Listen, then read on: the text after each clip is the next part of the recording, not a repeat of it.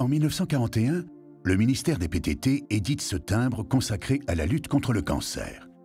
Alors qu'on imagine souvent cette maladie comme récente, le cancer est une maladie ancienne, déjà observée par les Égyptiens. Le grec Hippocrate en fait les premières descriptions précises au 5e siècle avant Jésus-Christ. Aux tumeurs malignes décrites, il utilise les termes grecs carcinos, carcinoma, dont la traduction latine donnée par un médecin romain est cancer. L'observation de tumeurs évoquant un crabe est l'hypothèse avancée aujourd'hui pour expliquer l'utilisation du terme. L'évolution du savoir sur la maladie va lentement évoluer au cours des siècles. À la fin du premier millénaire, la médecine arabe observe que le cancer grandit lentement avant d'envahir tout le corps.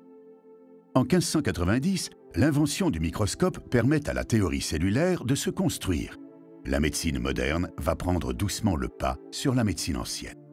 Au XVIIe siècle, on pense le cancer contagieux. Les malades sont donc isolés.